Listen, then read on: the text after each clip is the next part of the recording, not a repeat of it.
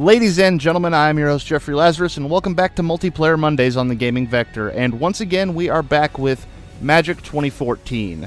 So I'm going to go ahead and try and get a match started here. I'm going to be playing a different deck than what I have been playing recently.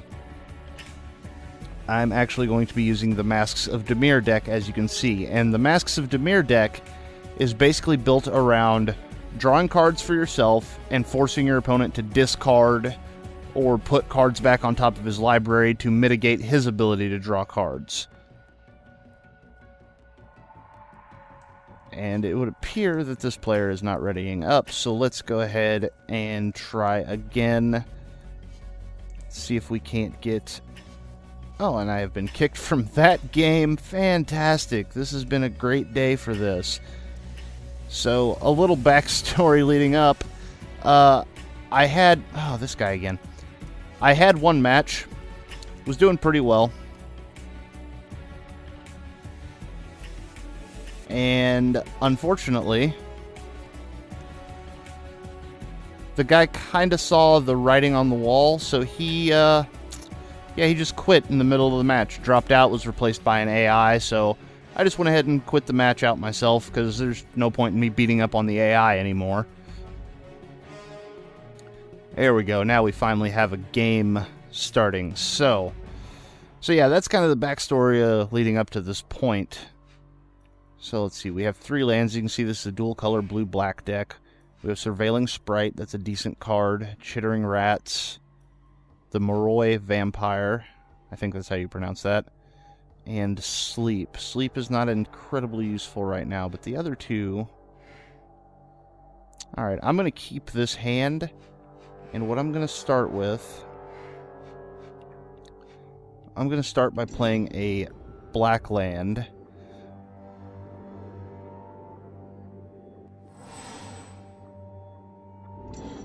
And the reason for that is I don't want to tip my hat right away as to which deck I'm playing if I can help it. So there I've got a Terramorphic Expanse. Now, I could play a blue land and get the Surveilling Sprite out. I'm actually going to play another black land because I want to see what his second one is to see if it's another white or if maybe it's a red or a green or something. Nope. Okay, Core Spirit Dancer. So he is playing the... What is the name of that deck? I can't remember the bloody name of the thing.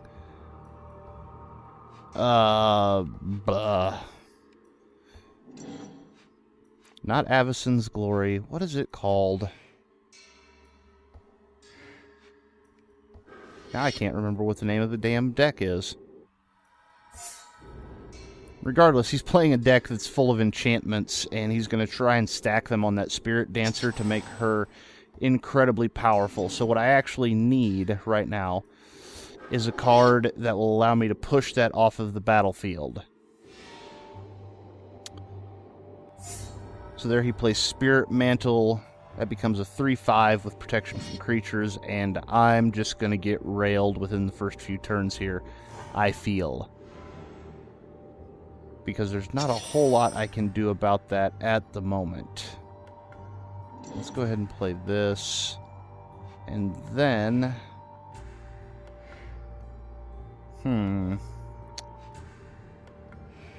I'm going to make the gambit of playing the Vampire that will cause me to take damage every turn. I will lose 1 hit point. But it is a flying 4/4. So I will be able to hit pretty damned hard with it. This match may go very, very quickly, though, because if he continues to stack enchantments onto that card, he's going to outpace any damage I can put out. There's Daybreak Coronet. That just makes that thing silly powerful. Yeah, it's now an 8/10. I think it's got Vigilance and all kinds of other nonsense going on for it. And I can't do anything to stop it, so he's going to kill me in the next attack. Great. Fantastic. Well, let's go ahead and pull another land out here and see if we can't make something happen. Although, there's not a whole lot I can do.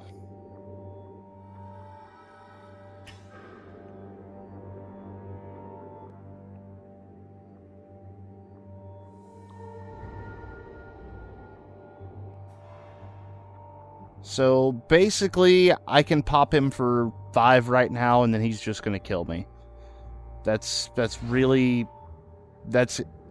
the only thing that can possibly happen, because I don't have anything. I don't have anything to take that card out of commission right now that I could actually use.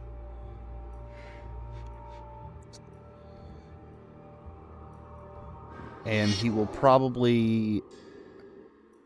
Oh, he actually threw out a flying creature so that if I was able to pull something out to take that out, that he could block my flying. But it makes no difference because that right there is going to be the kill shot, unfortunately. And downed almost immediately.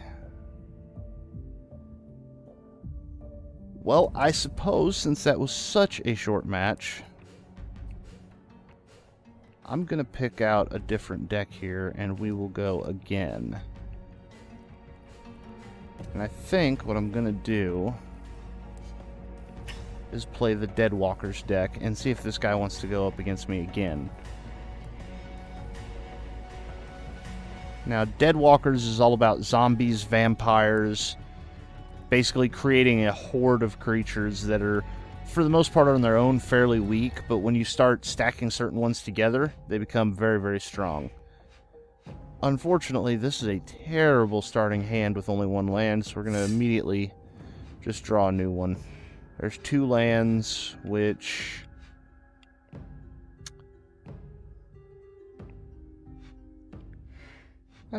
that could be relatively effective if I draw a couple of lands. If I don't, then it's going to be a bad time. So, it looks like he has first play, and he is swapped to a different deck now. He is playing a deck with blue in it. There's a couple of possibilities there. He could actually be playing the Illusion deck, or he could be using the same one I was using in the last game. We will hopefully find out very shortly.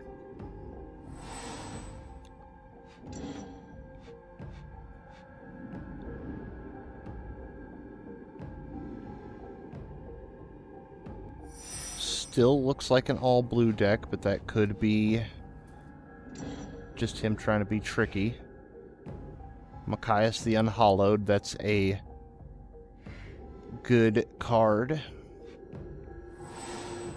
for the most part. Just waiting to see some actual creatures come out and see how this game's going to play out. So he is playing the Illusion deck. That is... Oh, and he's got a Lord of the Unreal as well. So, Lord of the Unreal is probably, in a lot of ways, the most powerful card in that deck. So what that means is that I'm going to put it down immediately. Now, he will get a 3/3 Phantom because of his other card that he played.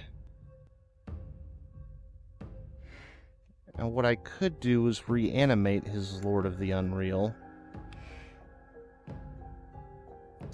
Yes, Veiled Sentry, there's the one that he actually played. I could reanimate the Lord of the Unreal. And you know what? I think I will, simply so I can have a creature on the field, and just in case he were to miraculously come up with some way to pull it out of his graveyard.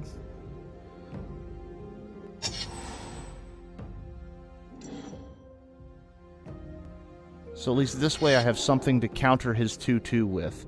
Phantasmal Dragon, 5/5 flying. I don't have a counter for that right now, unfortunately. But I will go ahead and block his Veiled Sentry and just kill off both of them. That way he has one less creature on the field. Now, what I can do is play Fleshbag Marauder. Now, I will have to sacrifice my Marauder, because each player has to sacrifice a creature. But that also means that he's going to have to sacrifice his 5/5 flying. That evens the playing field out again. So I'm just trying to find some way to build an advantage here. Unfortunately, he has more lands than I do, and he is consistently playing creatures that, when paired together, would be really good, but as it stands right now... So there's my Lord of the Undead. I can play that... and I can use its ability to summon creatures back. Oh, and he counterspelled it, so that's dead. Crap. My intention was to use its ability to bring the Fleshbag Marauder back out and force him to once again have to get rid of his creature, and I could still keep mine on the battlefield. And there is the Phantom Warrior, a 2/2 unblockable. Thanks to the Lord of the Unreal, it is a 3/3, and it can't be targeted because it is hexproof.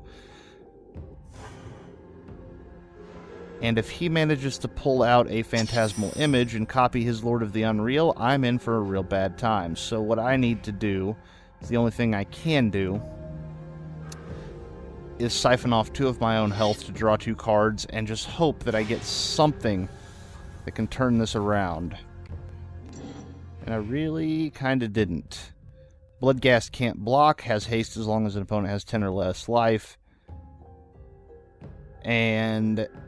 whenever land enters the battlefield, it can come back from the graveyard. Not extremely helpful right now. However, well, no, still not helpful because he could block it with the Phantom Warrior. It wouldn't kill the Phantom Warrior, and the Bloodghast would still die. So that is basically a worthless card at this point.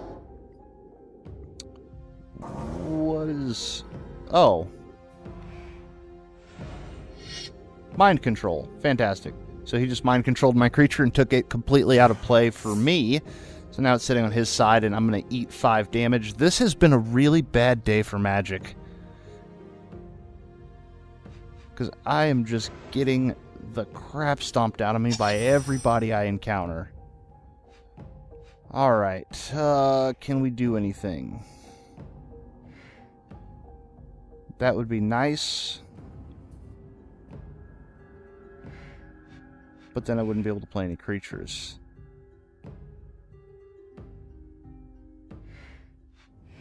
I suppose... probably my best bet here is the Abattoir Ghoul because it has first strike. I can at least keep him from attacking with his Lord of the Unreal because he doesn't want to lose that card. I'm fairly certain I wouldn't want to. Now, I'm still going to eat 3 damage from the Phantom Warrior. Is there any way to get around this? I don't have anything to really clear the board, unfortunately.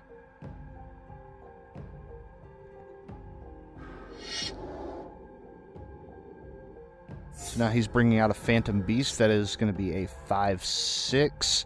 And I'm going to die in a couple of turns unless I get... oh, he didn't attack at all. That's really strange, because I would have sent the... yeah.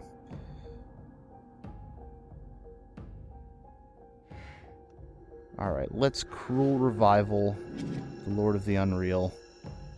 Get our Lord of the Undead back.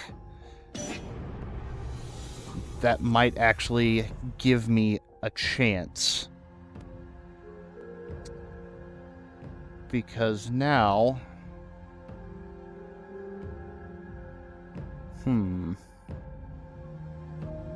Now he can't kill me on the next turn straight up. And if he attacks me with any... no, pretty much... I can't kill the 4/5 with my Abattoir Ghoul. Temporal Mastery. I don't remember exactly what that does. I can't kill his 4/5. I can't block his Phantom Warrior. So there's really no reason for him not to attack with both of them. That would be 6 damage on my 9 health. Temporal Mastery, which does... oh, he gets an extra turn. Great. So, if I block his 4/5, my creature dies, and he gets to hit me again. 6... I'm dead anyway I do this. Unfortunately. I may as well block it, just out of pride's sake, I suppose.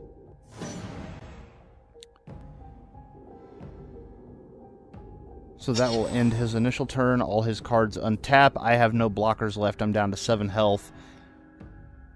And he has 8 damage. Yeah, he has 8 damage on his side. So he's going to kill me by 1 point. This is the worst. I have such bad luck with this game. Well, I suppose that will do it for this week's episode of Multiplayer Mondays. As always, if you have a suggestion for a game that I should play on this show, please feel free to leave it in the comments below this video.